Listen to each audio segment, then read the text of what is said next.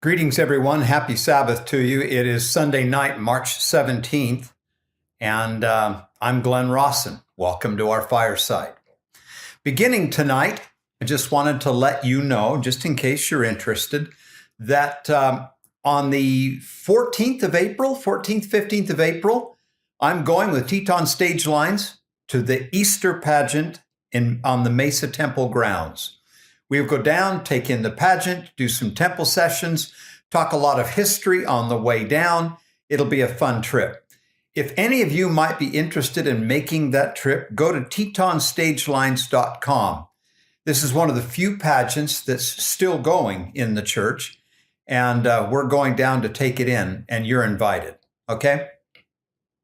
And then also, beginning on May 1st, we have a few seats left. It's filling up rather quickly. But on May the 1st, we have our 3-day Martin's Cove tour. Now, that tour is almost entirely, the story of the Willie and Martin handcart companies of 1856 and their heroic rescue by the saints here in Utah. That tour will be 3 days long. It will go out to Casper, and then we'll work our way back to Salt Lake. That tour goes on May 1st. We'll take a bus tour, go out and back May 1st. And if you're interested, go to historyofthesaints.org. Or you can go to glennrawsonstories.com, either one. Both sites, it can help you. And then later on in September, we will be doing the Pioneer Trail Tour. That's the whole trail and the entire immigration from Nauvoo to the Salt Lake Valley. That tour will come off in September.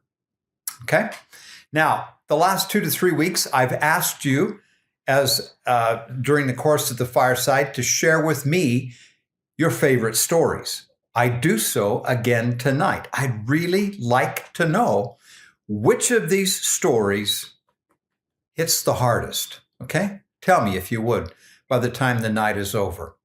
And as I always do, I say it one more time, I believe in prayer and I believe in your prayers, and I am interested in your faith. And so tonight I ask for miracles. I ask for your prayers on my behalf and for each other, that something will be said tonight that will be of benefit to someone and bring them closer to their Heavenly Father. All right? Let's begin. Well, there's 2 stories tonight, both of which are anniversary stories. This is the first one. It is titled March 17th, 1842. And as you have heard in other places, out of the smallest of right moments, great things will follow. This is one of them. In early 1842, the walls of the Nauvoo Temple stood about 3 feet high. The call from the First Presidency was urgent for all of the saints to do all that they could in every way to contribute to the construction of the temple. Well, around this same time, on the outskirts of Nauvoo, Sarah Granger Kimball watched workmen pass by her home on their way to work in the quarry. One day, a friend, Mrs. Cook, suggested that the 2 of them could contribute by teaming up to make shirts for the workmen. Well, that idea was caught up. And not too long after, according to the accounts, a group of women assembled in Sarah's home for the purpose of forming themselves into a charitable, benevolent sewing society. Well, in that meeting, Sarah asked one of the attendees to take minutes. Miss Eliza R. Snow was asked to draft a constitution and bylaws for this benevolent sewing society. Eliza did so, and then took that constitution that had been drafted and presented it to church president Joseph Smith Jr.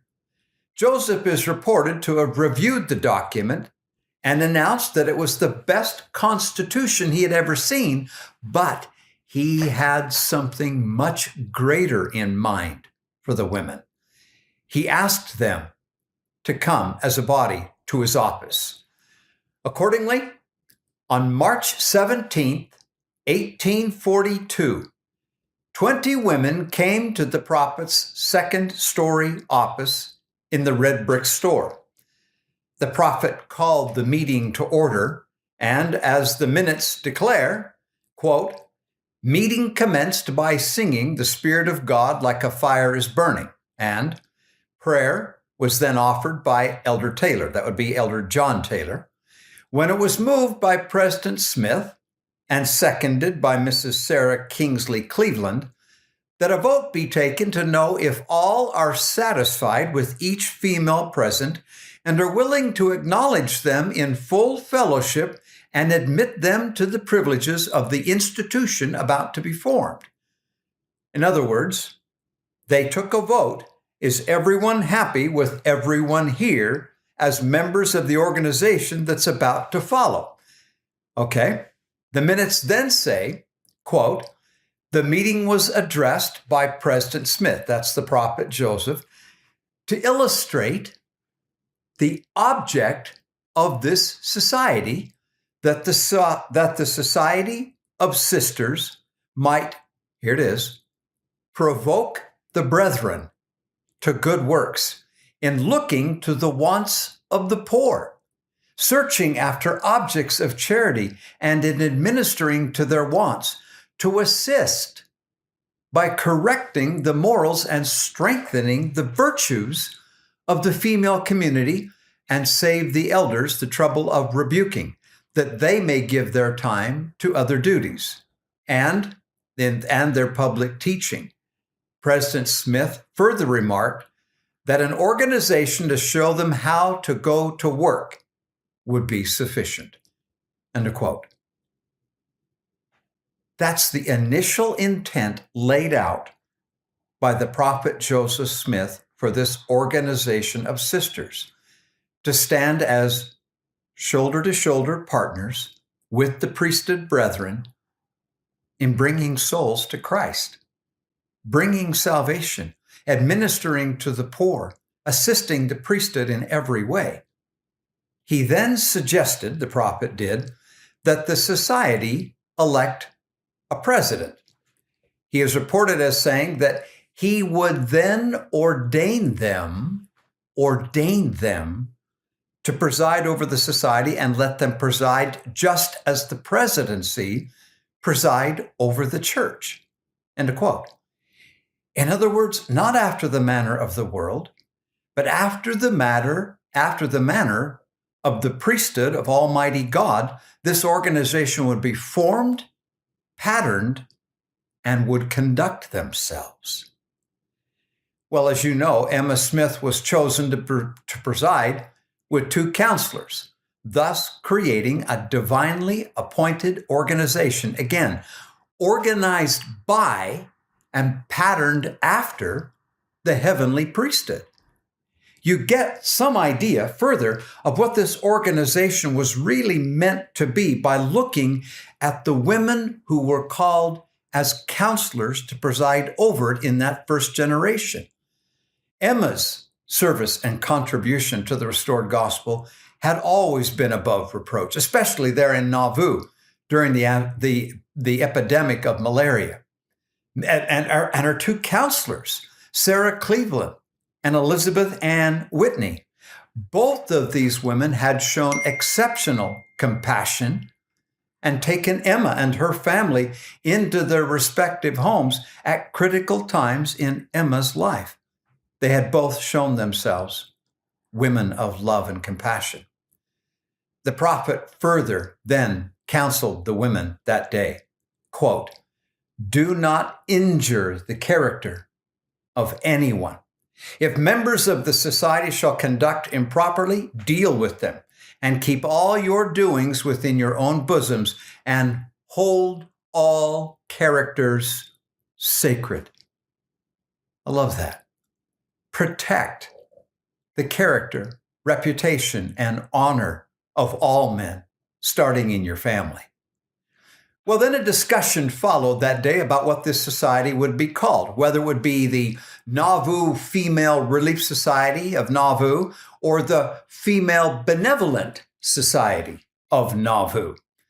And it went back and forth. It was during that discussion about doing extraordinary things that Emma commented, "We," meaning we as women, "we are going to do something extraordinary. When a boat is stuck on the rapids with a multitude of Mormons on board, we shall consider that a loud call for relief. We expect extraordinary occasions and pressing calls," she said. That would become the watchword for the Relief Society in the years that followed, the decades and centuries that follow. Expect extraordinary occasions and pressing calls. The name of this organization was unanimously voted as the Female Relief Society of Nauvoo, after which, that being done, the prophet said, "I now declare this society organized with a president and with counselors." He then contributed a $5 gold piece to Emma as the first funding for the relief of the saints. The meeting, they then sang, "Come, let us rejoice in the day of salvation," and the meeting closed with prayer. In the months that followed, the numbers of the organization swelled, and the prophet Joseph gave the most amazing, detailed instruction and counsel to the sisters, which I don't have time to tell you all of it now. But in short words, what was this organization of women after the pattern of the priesthood? What were they to be? What was the ultimate end goal? In short words, they were to be a society of queens and priestesses in the sacred sense, tasked to teach the restored gospel of Jesus Christ and bring all men and women and children unto him and unto salvation.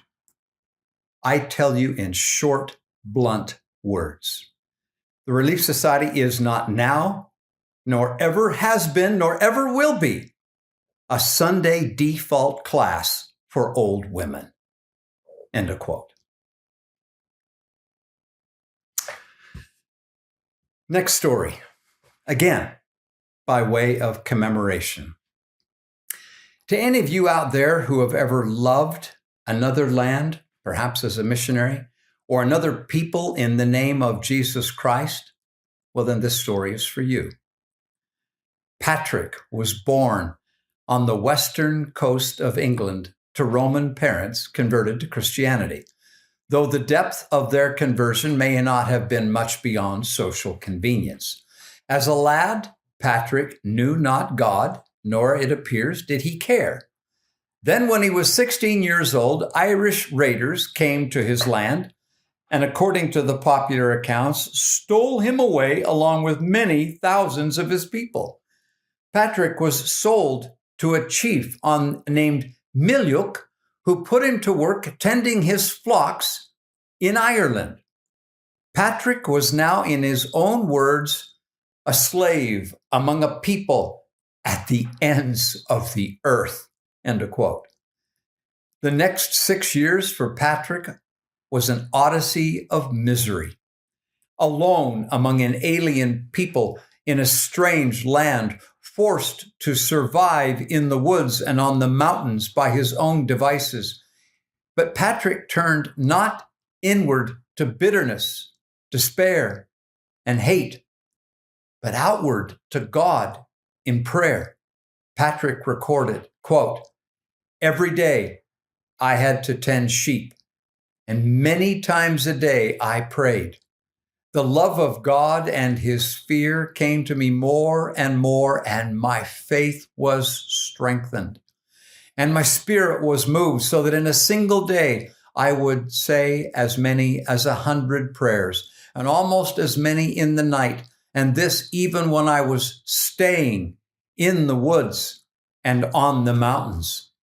And I used to get up for prayer before daylight through snow, through frost, through rain, and I felt no harm. And there was no sloth in me, as I now see, because the spirit within me was then fervent. End of quote. I love that quote. By the strength of his prayers and his faith, Patrick became converted to Christianity, a Christianity he barely understood. He had no Bible, as far as we can tell, no teacher. Well, in time, Patrick was shown a vision of the route of his escape. I heard a voice saying to me, he said, "See, your ship is ready." And it was not near, but at a distance of perhaps 200 miles, and I had never been there, nor did I know a living soul there. Nevertheless, obediently, Patrick set out, and by the grace of God, was given passage on that ship. In time and after many dangers, Patrick made it back to his homeland and his family, where they welcomed him and bade him that he would go nowhere from them. End of quote. Then one night, Patrick's life changed. He experienced a vision. He saw a man bearing countless letters, and he gave one of them to him. And Patrick says, I read the opening words of the letter, which were, quote, "The voice of the Irish." And at the same moment, Patrick said, I heard their voice saying, "We ask thee, boy, come and walk among us once more." And Patrick said, I was quite broken in heart and could read no further. And so I woke up. And on another night, they called me most unmistakably with words which I heard, but could not understand, except that at the end of the prayer, he spoke thus, "He that has thus laid down his life for thee, it is he that speaketh in thee." And Patrick said, and so I awoke full of joy. End of quote. You see what happened? It was his call. Patrick awoke a man reborn. From that day forward, his soul was filled with a love of God and a godly longing for the Irish and Ireland. Eventually, he would prepare and return to what had once been the land of his captivity. On the day that Patrick came ashore, it is reported that he was met by an angry pagan chief intent on killing him. Yet there was something in Patrick's eye that won that man's love. That night, warmed by the fire, Patrick awakened in Deku the fires of faith. That year, according to tradition, was 432 AD.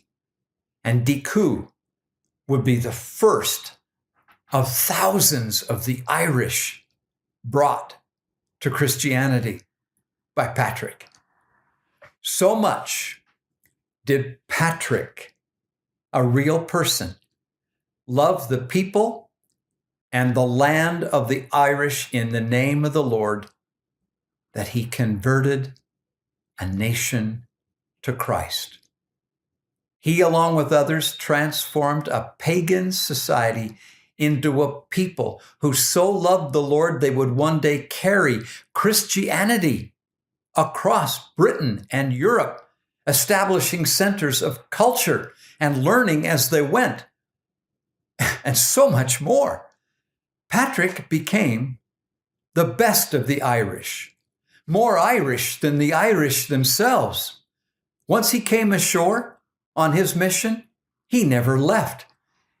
It is said that he died March 17th, 461 CE.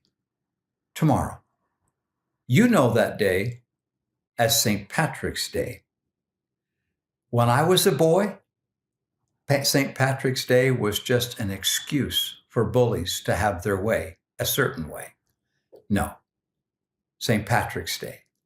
A day that not only celebrates all that is Irish and good, but also commemorates the humble service of a rustic, unlearned, convert Christian missionary who changed the world. Next story. Two men, good friends, went for an early morning walk on Munjoy's Hill overlooking Casco Bay near what is today called Portland, Maine. One of those men was a Massachusetts Attorney General named Jonathan Sewell, and the other, a young lawyer named John Adams. The date of this walk was July 1774. And while America at that time divided and aligned itself, Tory, Loyalist, Patriot, Rebel, for the War of Independence, these two men, even though they were the dearest of friends and colleagues, would find themselves, quote, as opposite as East and West on the subject of loyalty to the King of England. John Adams, on that date, had been chosen as a delegate from Massachusetts for the First Continental Congress convening that summer in Philadelphia. As he was about to depart for that assignment in Philadelphia, Sewell sought out his friend John Adams, and Adams would later describe their meeting as follows. Catch this. Quote, Mr. Sewell invited me to take a walk with him very early in the morning on the Great Hill. In the course of our rambles, he very soon began to remonstrate against my going to Congress. He said that Great Britain was determined on her system. Her power was irresistible and would certainly be destructive to me and all those who should persevere in opposition to her designs. To which John Adams answered that I knew Great Britain was determined on her system, and that very determination determined me on mine. That he knew that I had been constant and uniform in opposition to all her measures, and that the die was now cast. I had passed the Rubicon. Swim or sink, live or die, survive or perish with my country was my unalterable determination. End of quote. Wow. Standing on opposite sides of an ideological chasm, it was painfully inevitable that the two good friends must now be enemies. Adams concluded that morning. It terminated in my saying to him, I see we must part, and with a bleeding heart, I may say. I fear, he continued, forever. But you may depend upon it, this adieu is the sharpest thorn on which I ever sat my foot. End of quote. Around the same time as this event, John Adams wrote a letter to his wife Abigail dated July 9, 1774.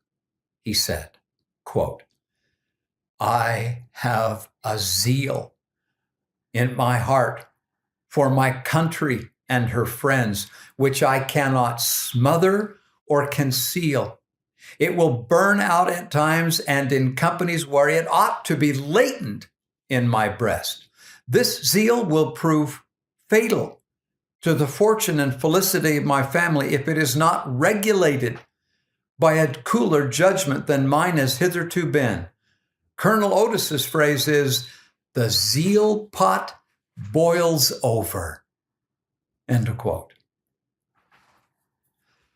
It is well for us now to consider and to recollect the dedication and the willingness to sacrifice and the God-given gift of righteous patriotism and zeal of that founding generation. The more I study the founders, the more convinced I am and the more I bear my testimony that they were raised up by Almighty God to fulfill specific purposes in finding America as a nation and in her freedom. By the zeal and blood of those patriots, they bought us a free nation. By that same gift of zeal and patriotism, wisdom to principles, may we keep it. Let's take a break. How are you?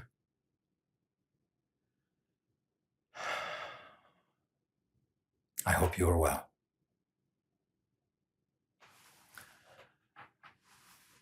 Don't forget, if there is a story tonight that you really like, please tell me what it is, and I will post it online for you. This coming September, I'm going down the Danube River. Amma Waterways, these wonderful riverboats, much smaller than ocean-going liners, maybe 100 to 150 people at most on it, and going down the river, a bank here and a bank there, so close, and on shore every day, and adventures, castles, and excursions on bikes, and all kinds of things to do. So fun, and so much history, and so much beauty in that part of Europe, both in the culture and in the natural environment. That's the Danube River Cruise in September. I'm going with Fun for Less Tours. I'd like it if you could come with me. You are invited. Furthermore, in 2026, I'm going to be spending some time in the British Isles in August of 2026 and going back to Israel. You'll remember that I was in Israel on October 7th, the morning that the war started. Yes, I am going back in March or April of 2026. Don't be afraid. I'm not the least bit afraid. I can't wait to go back to see the places and see my friends. If you're interested in going to Israel or to the British Isles or coming with me to Japan and Southeast Asia in 2026, go to funforlesstours.com and tell them that Glenn invited you. I would love to have you. Okay. Now again, March 17th, the anniversary of St. Patrick's death, the anniversary of the organization of the Relief Society. Well, this story goes along with Relief Society. It is one of those stories that, to me, epitomizes the women in my life. Those faithful Relief Society sisters, the first one I ever knew, my dear and dedicated grandmother, when I was just a wee little lad. I didn't know what she was doing, but she always talked about Relief Society, and she'd toddle off down the street for classes and sewing bees, and I don't know what all she did. But I have known and understood Relief Society, at least in a measure, since before I understood hardly anything else. This story, to me, typifies the women of Relief Society.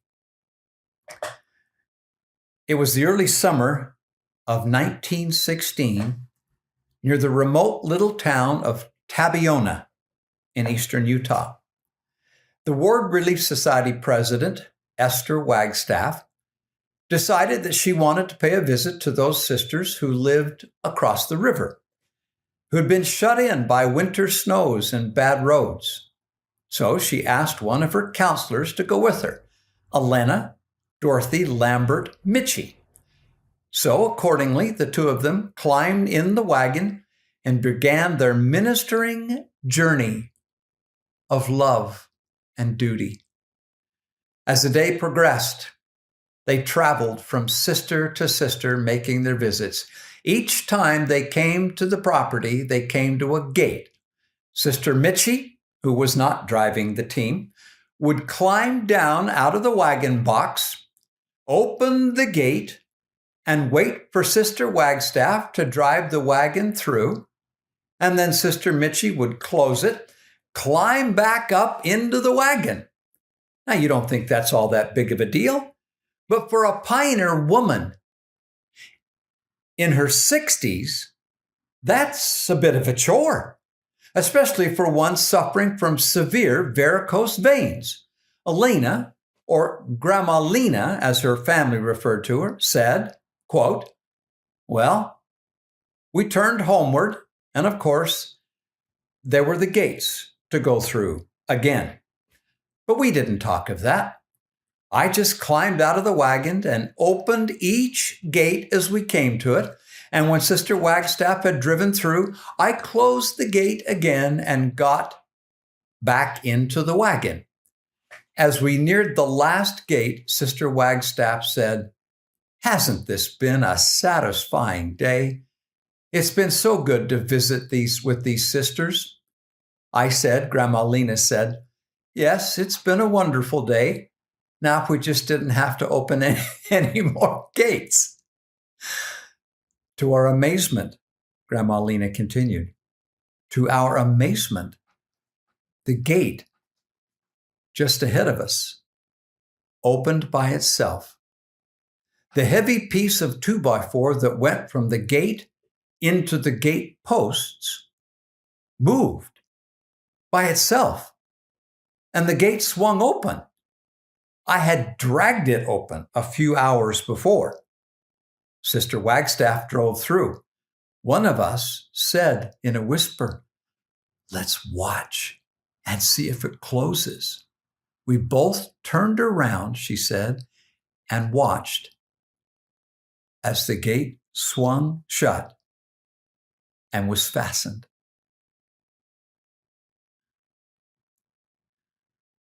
I just can't tell you how we felt, Grandma Lena continued. I guess it was a miracle right before our eyes. Those gates were heavy. You know how they were made, poles and 2x4s and barbed wire. We had done the best we could to do our duty. Maybe our guardian angels were there to help. I just don't know. End of quote. And so ends the account.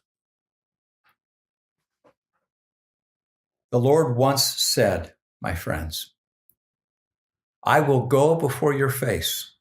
I will be on your right hand and on your left, and my spirit shall be in your hearts, and mine angels round about you to bear you up." Doctrine and Covenants 84:88. And they are. How many miracles and how many angels have attended your faithful performance of duty as you have been called to do. I am witness. I am the product of the angels and witnesses and service rendered by people so called like you. I wouldn't be here if it wasn't for you, some of you attended by angels.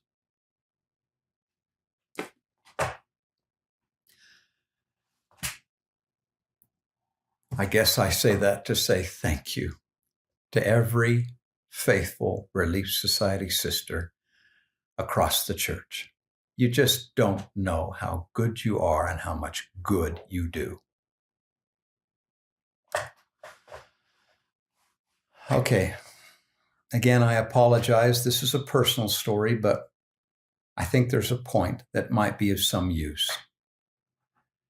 In a moment, my life changed forever. My daughter Annie and I had joined a tour group on the Rhine River in May 2021. A couple days later, after we had gotten on the boat, Annie was off the boat on an excursion with some of the passengers. I was sitting on the boat, which was docked right across the river from Mannheim, Germany. I was sitting on the boat preparing a lecture when I began to experience a strange pain. It started right there, center mass, and slowly intensified in severity and began to spread all across the left side of my chest. It went up into my neck and then down my left arm. And it just kept getting worse. I couldn't shake it. it became intense and very uncomfortable. Hours later, Annie returned and could see that I was in pain. So she ran to find help, and one of the few people we knew on the boat already happened to be a nurse. She came running and immediately checked me out and determined that I was having a heart attack. Me. I've been an athlete and a runner my whole life. I'm having a heart attack? Really? Well, everything went into a blur after that because a German ambulance came, checked me out, loaded me on a stretcher, and carried me off our relatively small boat right during mealtime, right through the lunchroom, as it were, hauled me off to a nearby hospital where I was unloaded, laid out on a stretcher, a table, hooked up to all kinds of machines, and then just left there for the rest of the afternoon. And what was even worse, no one came to see me, and Annie was locked away from me in the waiting room and not allowed to come back and find me. And no one spoke English. She had no idea what was happening to her old man, and I had no idea where she was, and I couldn't get to her. Can you imagine what that poor girl went through? She's 18 years old, fresh out of high school, brand new on her internship, all alone in a foreign country and scared. Dad locked away in the hospital and can't communicate with anyone. Somehow, Annie managed to get a hold of my Fun for Less colleagues back here in the States and my family. She was on the phone with them when finally me, in the hospital emergency room, lying out on a table all alone, nobody talking to me, nothing going on. I finally said, I've had it. I sat up and started tearing off all of the wires and gizmos and whatever, attachments, and walked out of the hospital. They made me promise that I'd come back, so I had to take one of the machines with me so I'd come back. I went out and found Annie and made sure that she knew that I was feeling much better. I was fine, and I really was. There was nothing wrong with me by that late in the afternoon. Whatever had happened had stopped. Well, I talked with my people at Fun for Less. I talked with my people back in the States, and I went back in. And when I went back in, all of a sudden, the whole attitude of the ER staff was changed. Blood tests had come back, and what they had originally thought was just a bout of indigestion turned out to be a quite serious heart attack. Indeed, I had had a heart attack, but it had just stopped. Well, they sprang into action. And for that, well into the wee hours of the night, they ran a battery of tests on me, some of which not so much fun, some of which were downright hilarious in the things that happened. But the bottom line is there was nothing wrong with me. They couldn't find anything except they could see damage to the heart. But they dared not let me out of the hospital. My boat sailed away down the Rhine, leaving Annie and I stuck in Ludwigshafen, Germany. And there I lay in the hospital, one of the most uncomfortable nights of my life. And when I woke up the next morning, that was for dramatic effect. When I woke up the next morning, my son, Jed, my oldest son, was standing by my bedside.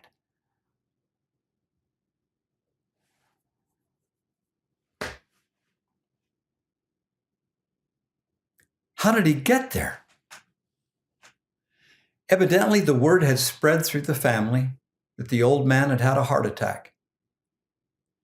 And the more I consider what happened next, the more I consider Jed's love and devotion, it melts my heart and binds me to him forever. No sooner had he gotten word of my crisis in Texas than he had looked on the phone and located me by a digital locator and immediately booked an international flight into the closest airport. He flew through the night to arrive at my bedside by the next day. And when I woke up and saw him there, it was a great comfort to me and to my Annie. He stayed right there close to me for the next several days, right there in the hospital, which, by the way, dare I say, a German hospital, that one was the worst prison that could possibly be called a hospital. And because of the situation confirmed this heart attack, we talked of heavy possibilities. Jed was careful to record my last will, my wishes and wants in case I didn't come home. Well, the doctors finally had to let me go. They couldn't, other than the damage to my heart, they couldn't see anything that would have caused it. They loaded me up with all kinds of medications and sent me off. And I determined I'm going back to work. So I just figured it was an isolated incident and I'm going back to work. The next couple of days, the three of us just played. I think we had fun. I was so drugged and weak from the drugs and dazed, I don't remember much of anything. I do remember, though, that we were flying down the Autobahn, if you know what that is, the German Autobahn. I was in the back seat on the driver's side, just looking around, kind of in a daze. And Jed was going down the Autobahn somewhere over 80 miles per hour. He flipped on his turn signal to make a left-hand turn. And all of a sudden, there was a screech of tires, a jolt, and a crunch. And the car and Jed got it under control and pulled over. He had signaled a left-hand turn in this brand spanking new Tesla rental when two young dudes driving a rented luxury sedan, it might have been a Mercedes, I can't remember, driving over 120 miles per hour, had not seen our legal left-hand turn, lost control, and smashed into us right at my door. The police came. The two young men begged Jed to take the blame for the accident, as the penalty on them would be horrible. Well, Jed had insurance on the rental car, and they didn't. So he took the fall, and we drove away, and he tossed the keys to the rental agency, gave them back their car, and that was the end of that. Jed stayed with me all the way until we got back on the boat, and for the next 2 or 3 days going down the river, until I was more or less back to normal. And once he made sure I was okay, he flew home to his work and his family. It cost him thousands and thousands of dollars to rescue me. And then he paid my medical expenses. He didn't have to. Since that time, my beloved son has not stopped watching out for his old man.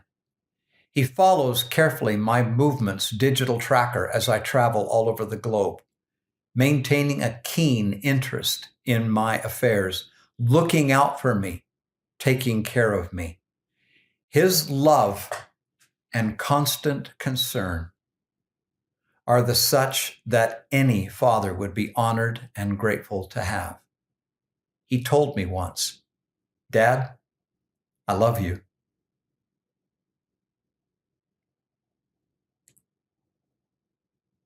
If you're happy, I'm happy. Isn't this, for all of his weaknesses and faults, which we all have, isn't this something of the kind of sons and daughters we should all be to our Heavenly Father? I think it is. Another anniversary story, but a week or so down the road. But I dare say one that very few people will commemorate or little appreciate. Someday, in fact, in the future, when we are beyond this life and can look back on the events of our mortality from the vantage point and perspective of eternity, when we're able to see significant events of our history as God sees them, there will be certain dates in the history of this earth, dates of greater significance than anyone on this world ever knew at the time. They will be those moments like the resurrection, birth and resurrection of Christ that went largely unnoticed. But those events changed the world. They did the most good for the most people for the longest time.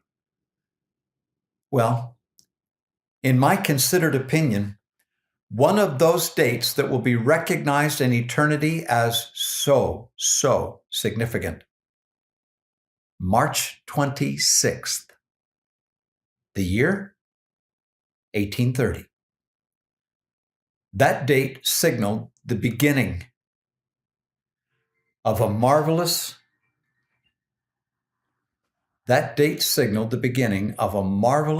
work that would sweep the entire earth and affect every nation, kindred, tongue, and people, every family here and beyond the veil. God himself marked that date and that moment as a sign to all the world that he would commence a great work among all people. And what would that great work be? He would gather out from all the nations of the earth the scattered, lost, and believing blood of the house of Israel. And he would restore the tribes of Israel, the family of Jacob, to their respective lands of inheritance.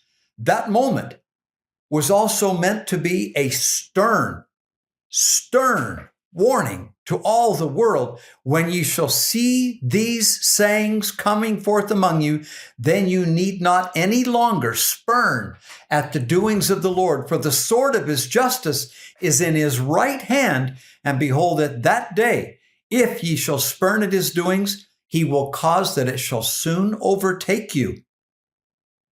Wow. What was this monumental day of warning that marked the beginning of the end for the world? It happened March 26th, 1830. It was on that day in a small brick 2-story building in Palmyra, New York, that the Book of Mormon first went on sale out the front door of the first floor of the Grandin Press. The Book of Mormon, a marvelous work and a wonder, a witness of the divinity of Jesus Christ, and a warning to all the world. I love the Lord, and I know that the Book of Mormon is his book. Good night, and God bless.